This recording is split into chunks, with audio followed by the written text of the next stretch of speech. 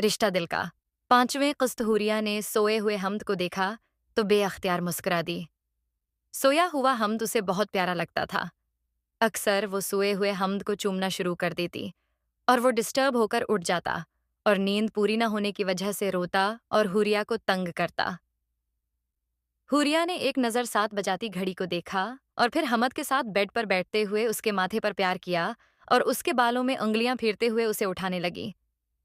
हमद उठ जाओ, सुबह हो गई है और गुड बॉयज सुबह सवेरे उठ जाते हैं।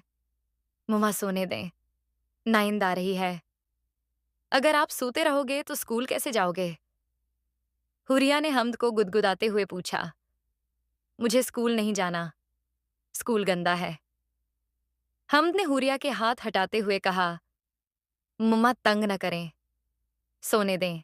अच्छा ठीक है, आप सो जाओ। बस मुझे ये बता दो कि मुम्मा का बेबी कौन है? मैं। सोते हुए जवाब आया। मुम्मा का शौना कौन है? हमद। मुम्मा की जान कौन है? मैं हूं मुम्मा, आपकी जान। हमद ने आंखें खोलकर हंसते हुए कहा। अच्छा, अब लास्ट क्वेश्चन, मुम्मा का सुपर हीरो कौन है? मैं हूं आपका सुपर हीरो। हमद ने बैठकर अपने मसल दिखाते हुए कहा। नहीं हमद, तू सुपर हीरो नहीं है। क्यों मुम्मा? मैं सुपर हीरो क्यों नहीं हूं? वो इसलिए मेरी जान कि आपको तो स्कूल जाना अच्छा नहीं लगता और सुपर हीरो तो रोज स्कूल जाते हैं और ढेर सारा पढ़ते हैं।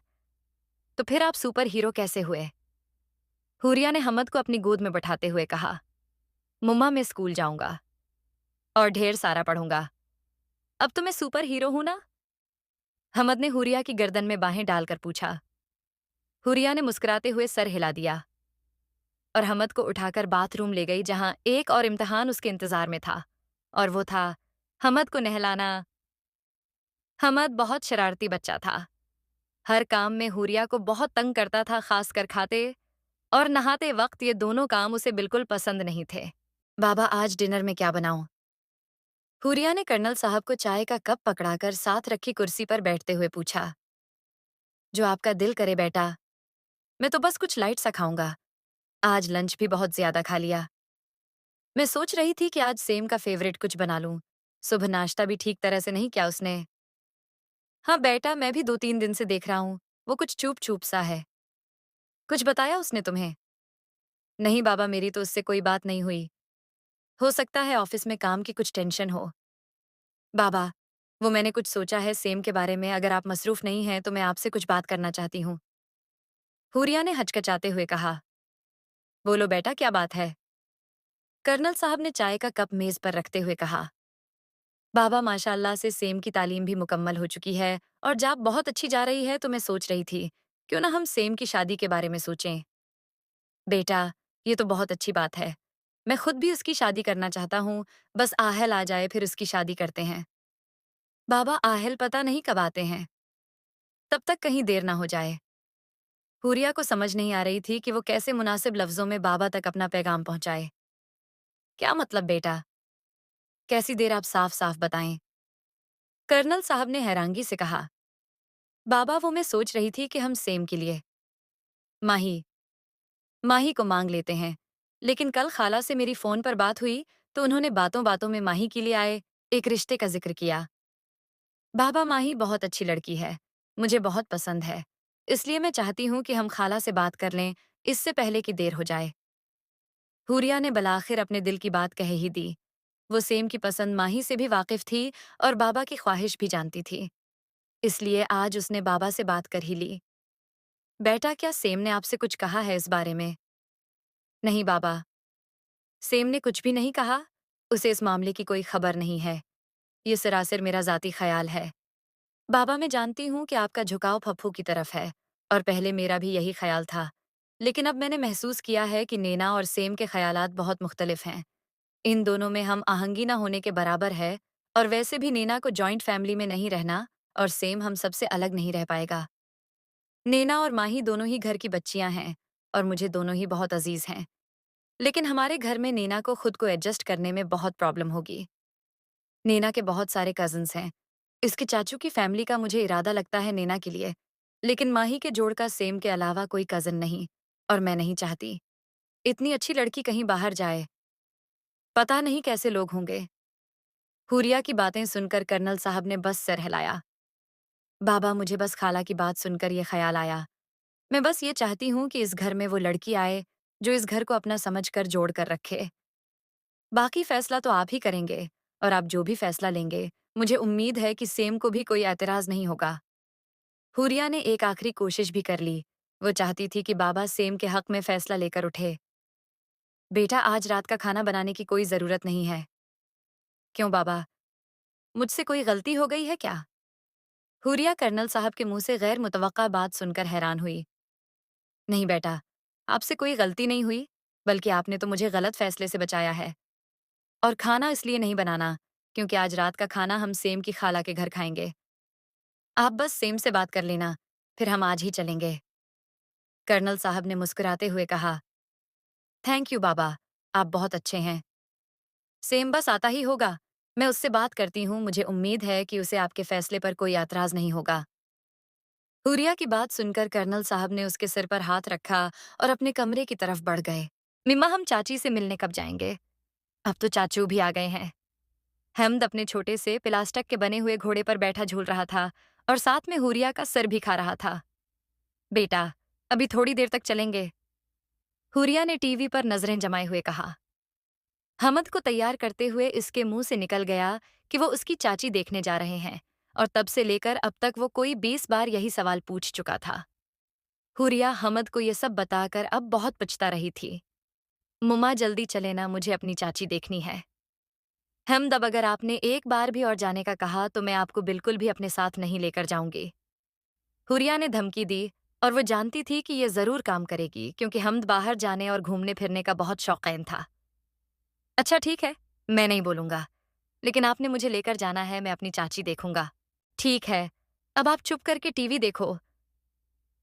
मम्मा, आपने बेंगल्स क्यों उतारी हैं? एक और सवाल आया। हमद बहुत ज़हीन बच्चा था और हुरिया को हर वक्त बहुत ध्यान से देखता रहता था। छोटी सी तब्दीली भी बहुत जल्द महसूस कर लेता था। उसे हुरिया की चूड़ियां बहुत अच्छी लगती थी। हर वक्त उनसे खेलता रहता, खासकर सोने के वक्त। जैसे जैसे बड़ा हो रहा था, वैसे वैसे वो हुरिया के कामों में मुदाखलत करता। टीवी पर किसी भी लड़की की कोई चीज अच्छी लगती तो फौरन कहता, मम्मा आप भी ये लो, ऐसे बाल बनाओ, ऐसे कपड़े पहनो। वो बेंगल्स इस ड्रेस के साथ अच्छी नहीं लग रही थीं, तो आप दूसरी पहन लेते। बेटा, इस ड्रेस के साथ की बेंगल्स नहीं है मेरे पास। मम्मा, जब पापा आएंगे ना, तब मैं उन्हें कहूंगा कि वो आपको ढेर सारी बेंगल्स ला दें। मम्मा, पापा कब आएंगे? हमद की बात पर हुरिया का दिल एकदम तेज तेज धड़कना शुरू हो गया। आहिल की वापसी को तो वो भूल ही चुकी थी। हमद, जाओ देखो बाबा क्या कर रहे हैं। हमद के सवालात से बचने का यही तरीका हुरिया को ठीक लगा। हुरिया का दिल हर चीज से उचाट हो गया। उसने टीवी भी बंद कर दिया। तभी सेम आया और हुरिया के पास बैठते हुए कहा, भाभी, हमद क्या कह रहा है? कहाँ जा रही हैं आप? सेम ने परेशान होते हुए कहा, बिल्कुल ठीक कह रहा है हमद, हम उसकी चाची देखने जा रहे हैं। क्यों, तुम खुश नहीं हो क्या? आपको अचानक बैठे बैठाए ये ख्याल कैसे आ गया? सेम ने झंझलाते हुए पूछा। बैठे बैठाए नहीं आया। कल मेरी सरिया खाला से बात हुई थी और उन्होंने कहा कि माही का रिश्ता आया है और बहुत जल्द वो इसकी शादी कर देंगी। तो बस तभी मुझे भी ख्याल आ गया कि सेम तो माही से भी बड़ा है और बेरोजगार होते हुए भी अभी तक कनवारा घूम रहा है। तो बस मैंने बाबा से कहा कि मुझे मेरे हैंडसम से भाई के लिए दुल्हन लानी है। बस जल्दी से आप उसकी किसी बहुत अच्छी और प्यारी सी लड़की से शादी कर दें। और बाबा ने कहा, ठीक है, आज चलते हैं सेम की दुल्हन देखने। भाभी प्लीज, ये सब बहुत जल्दी है। सेम ने नहायत संजीदगी से कहा। हुरिया को इस पर बहुत तरस आ रहा था, लेकिन वो उसे सच नहीं बता रही थी कि वो माही के घर जा रहे हैं। वो इसके मुंह से सच अगलवाना चाहती थी। नहीं मेरे प्यारे भाई, अब हम मजीद नहीं रोक सकते, कहीं देर ना हो जाए, वरना अच्छी लड़कियों के रिश्ते हाथ से निकल जाते हैं। जो देर होनी थी वो तो हो चुकी। सेम ने हारे हुए लहजे में कहा। जब से उसे माही के रिश्ते का पता चला था, वो काफी चुप चुप हो गया था। अभी भी देर नहीं हुई, अभी तो हम घर बैठे हैं। अगर तुम्हें कोई और पसंद है तो हमें बता दो, मैं बाबा से बात कर लूंगी। देर हो चुकी है भाभी। मैं जिसको लाइक करता था इसका रिश्ता हो रहा है। सेम ने अपने दिल का बोझ हल्का करते हुए कहा। तुमने कुछ कहा क्यों नहीं? अगर तुम हमें बताते तो हम बात कर लेते। हुरिया ने भी अफसरदा होने की कोशिश करते हुए कहा। भाभी, मैं भैया का वेट कर रहा था। मैं चाहता था कि वो खुद बाबा से बात करें, और ये सब बाबा के थ्रू हो। मैं नहीं चाहता था कि बाबा को लगे कि मैं किसी और को लाइक करता हूँ और उन्हें दुख हो। आपको तो पता है बाबा पप्पू को कितना चाहते हैं, और उनका इरादा भी उधर ही था। भैया ने जब शादी की तो बाबा को बहुत दुख हुआ था, और मैं दोबारा बाबा को वो तकलीफ नहीं देना चाहता था। भाभी, जो होना था वो तो हो गया। मैं उसे नहीं बदल सकता। बट आप प्लीज अभी कहीं मत जाइए। मुझे कुछ वक्त चाहिए। मैं अभी ये सब अफोर्ड नहीं कर सकता। आप प्लीज बाबा को अभी मना कर दें प्लीज। मुझे अभी शादी नहीं करनी। अच्छा, अभी हम तुम्हारी शादी नहीं करते, लेकिन बात तो कर सकते हैं ना। अभी मंगनी कर लेते हैं, फिर बाद में जब तुम संभल जाओगे तो शादी कर लेंगे। नहीं भाभी प्लीज, अभी कुछ नहीं ना बात, और ना मंगनी। आप कहीं नहीं जाएंगी। अच्छा ठीक है, मैं सूर्या खाला को मना कर देती हूँ कि हम आज नहीं आ रहे, और ये भी कह देती हूँ कि माही का जो रिश्ता आया है इसके लिए हाँ कर दें। हमारा लड़का तो राजी नहीं है। बेचारी माही इतनी अच्छी लड़की है, पर तुम्हें क्या, तुम्हें तो कोई और पसंद है। हुरिया ने सेम की हालत पर तरस खाते हुए कहा। सेम तो उसके मुंह से माही का लफ्ज सुनकर ही हैरान हो गया था। भाभी, क्या कहा आपने? माही, आप माही की बात कर रही थीं। आप माही की तरफ जा रही हैं। सेम ने बेयकीनी और कुदरे बेकरारी से पूछा। जा रही थी, लेकिन अब नहीं जा रही। तुमने मना जो कर दिया है। जरा मुझे माही का नंबर तो मिला देना, मैं उसे बता दूं कि हम नहीं आ रहे। बाबा को भी तो तुम्हारा फैसला सुनाना है।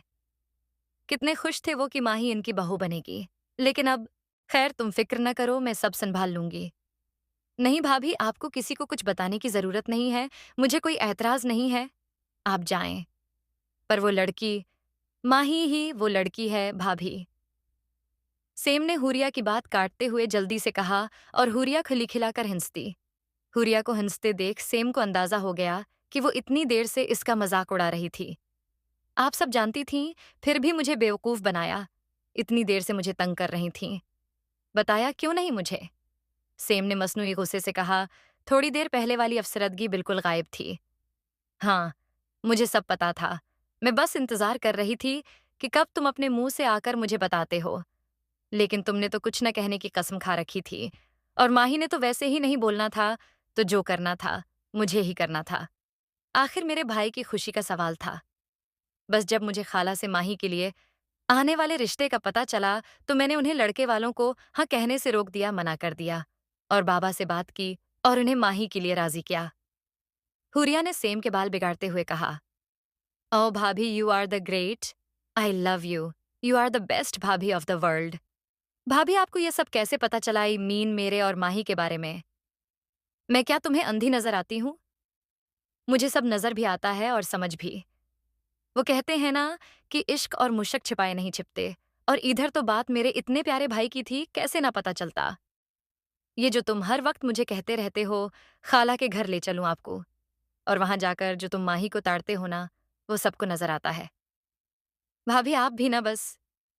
क्या मैं भी बस? शक्ल देखी थी अपनी, इतनी सी निकल आई थी। कितने परेशान थे तुम। भाभी, मुझे नहीं करनी शादी। जो हो गया मैं उसे बदल नहीं सकता। शुक्र करो वक्त रहते मुझे सब पता चल गया, वरना तुम तो खुद को और हम सबको माही की शादी के लड्डू खिलाने वाले थे। हुरिया ने सेम को चिढ़ाते हुए कहा। थैंक्स अगेन भाभी। खाली थैंक्स से काम नहीं चलेगा मुझे, और मेरे बेटे को ट्रीट देनी होगी। बेचारा कब से चाची चाची कर रहा है। अच्छा, मैं बाबा को जाने के लिए कहती हूँ, और तुम्हारा फेवरेट डिनर भी बना दिया है। गर्म करके खा लेना। ओवन के भाभी। हुरिया, हेमद और कर्नल साहब के जाने के बाद सेम ने खाना गर्म किया, तभी डोर बेल बजी। सेम ने जैसे ही दरवाजा खोला, इसके मुंह से जोरदार चीख निकल गई।